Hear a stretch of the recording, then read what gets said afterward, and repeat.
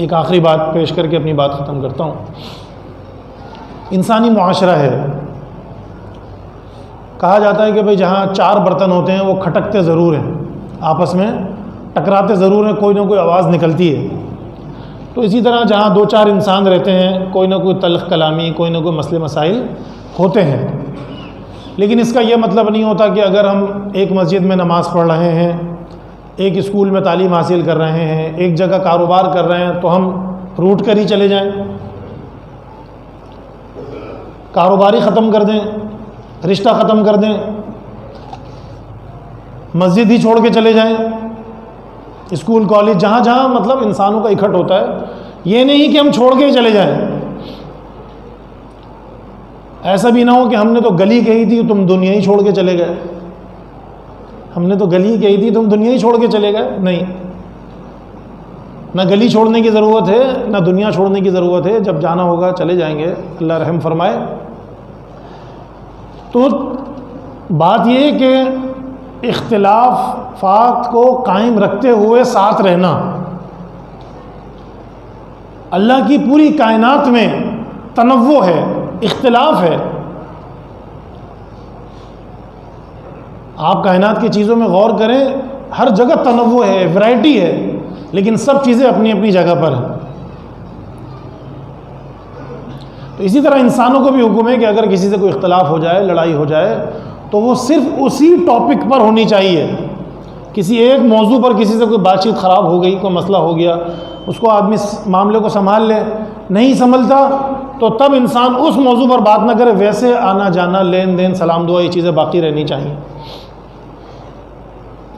ساتھ نہیں چھوڑنا چاہیے، الا یہ کہ انسان شدید مجبور ہو جائے اور شریعت اجازت دے تو پھر انسان ساتھ چھوڑے، ورنہ ساتھ اٹھنا بیٹھنا چاہیے، ساتھ رہنا چاہیے.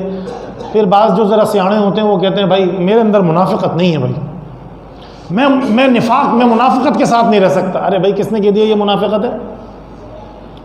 یہ کس نے کہہ دیا منافقت ہے؟ یہ تو عدل ہے، یہ تو انصاف ہے. وہ کہتے جی نہیں، بس ایک دفعہ چھوڑ دیا تو بس چھوڑ دیا. نہیں بھائی نہیں.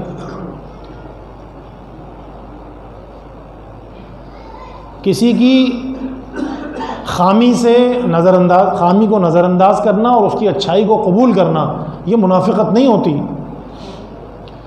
اللہ تعالیٰ نے زوجین کے جہاں احکامات ہیں وہاں فرمایا کہ اگر تمہیں کوئی بات بری لگ رہی ہے تو کوئی بات اچھی بھی تو لگ رہی ہوگی. کوئی بات بری لگ رہی ہے اپنے زوج کی تو کوئی بات اچھی بھی تو لگ رہی ہوگی. اسی اچھائی کو ساتھ رکھتے ہوئے زندگی گزارو. فرمایا کہ کوئی مومن کسی مومنہ سے بغض نہ رکھے. اگر کوئی بات ناپسند ہوگی تو کوئی بات پسند بھی تو ہوگی. لوگ کہتے ہیں نہیں بس بائیکاٹ ہے تو 100% ہے، نفرت ہے تو وہ بھی حد پہ ہے، محبت ہے تو وہ بھی حد پہ. نہیں، ایسا نہیں ہونا چاہیے. ہر چیز اعتدال میں ہونی چاہیے.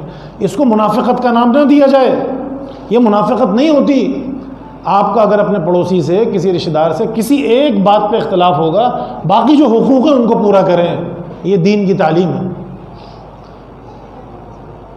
رسول اللہ صلی اللہ علیہ وسلم کے عظیم صحابی جناب ابو بکر صدیق رضی اللہ عنہ، جو کہ آپ صلی اللہ علیہ وسلم کے سسر بھی تھے، حضرت عائشہ صدیق رضی اللہ عنہ کے والد محترم، حضرت عائشہ صدیقہ رضی اللہ عنہ پر جو تہمت لگائی گئی تھی اس میں چند لوگ شریک تھے، چند منافقین شریک تھے. ان میں ایک وہ صاحب بھی تھے کہ ابو بکر صدیق رضی اللہ عنہ ان کی کچھ مدد کیا کرتے تھے. کوئی جیسے ماہانہ رقم دے دی یا راشن دے دیا یا کوئی حسب ضرورت مدد کر دی. اب وہ صاحب بھی شامل ہو گئے تہمت لگانے والوں میں. انسان ہے، غلطی ہو جاتی ہے، لا علمی ہوتی ہے. سیدنا ابو بکر صدیق رضی اللہ عنہ کو بہت غصہ آیا اور انہوں نے قسم کھا لی کہ اب اس شخص کو کبھی ایک ٹکا تک نہیں دوں گا، 1 روپیہ نہیں دوں گا اس کو.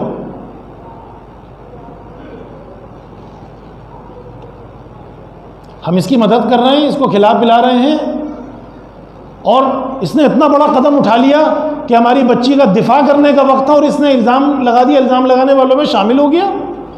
قسم اٹھا لی نہیں دوں گا. ہم میں سے کوئی ہوتا تو کیا ہوتا؟ ہم بھی یہی کرتے. لیکن اللہ رب العالمین نے آیت نازل فرما دی وَلَا يَأْتَلِ أُولُو الْفَضْلِ مِنْكُمْ وَالسَّعَةِ أَنْ يُؤْتُوا أُولِي الْقُرْبَى وَالْمَسَاكِينَ وَالْمُهَاجِرِينَ فِي سَبِيلِ اللَّهِ وَلْيَعْفُوا وَلْيَصْفَحُوا أَلَا تُحِبُّونَ أَنْ يَغْفِرَ اللَّهُ لَكُمْ۔ خبردار جو تم میں سے مالدار ہیں، اہل فضل ہیں، وہ قسم نہ اٹھائیں اس بات پر کہ غریبوں کو، مساکین کو، مستحقین کو کچھ نہیں دیں گے، درگزر کر دیں، معاف کر دیں۔ کیا وہ نہیں چاہتے کہ اللہ انہیں بھی معاف کر دے؟ الا تحبون ان یغفر اللہ لکم، کیا تمہیں یہ پسند نہیں ہے کہ اللہ تمہیں معاف کر دے؟ تم معاف کرو، اللہ تعالیٰ تمہیں معاف فرما دے گا۔ یہ تو غیرت کا مسئلہ ہوتا ہے، غیرت کا مسئلہ نہ کتنا بڑا مسئلہ ہے کہ ایک شخص جو آپ کا احسان مند ہے اور وہی جو ہے آپ کی اس طرح سے بچی پر تہمت لگائے، لیکن وہ معاملہ الگ تھا، وہ معاملہ الگ تھا۔ اللہ تعالیٰ نے اس آیت میں معاملات کو الگ رکھنے کی تاکید کی ہے۔ یہ منافقت نہیں ہے، وہ غلطی ہے، اس کا تصفیہ ہوگا، قانون کے مطابق اس کا فیصلہ ہوگا۔ جو تہمت کا الزام، جو تہمت کی سزا ہوگی، جو بھی معاملات ہوں گے عدالت دیکھے گی، لیکن یہ جو معاملہ تھا یہ الگ ہے۔ آج اگر ہمارے اندر یہ سوچ پیدا ہو جائے کہ ہم معاملات کو الگ رکھنے کا فن جان لیں، معاملات کو الگ رکھنے کا فن جان لیں اور گڈ مڈ نہ کریں سب کچھ، تو ہمارے بہت سے کاموں کی اصلاح ہو جائے۔ آج کسی بندے کی کسی ایک معاملے میں لڑائی ہو جائے اور پھر وہ ہر معاملے میں لڑائی کرتا ہے اور پھر سارے گڑے مردے اکھاڑتا ہے، تو یہ دین اسلام کی تعلیمات کے خلاف ہے۔ اللہ تعالیٰ ہمیں آپس میں محبت اور الفت کے ساتھ زندگی بسر کرنے کی توفیق عطا فرما دے۔ اللہ عز و جل ہمیں اپنی زبان کا درست استعمال کرنے، سچ بولنے، سچائی کا ساتھ دینے کی توفیق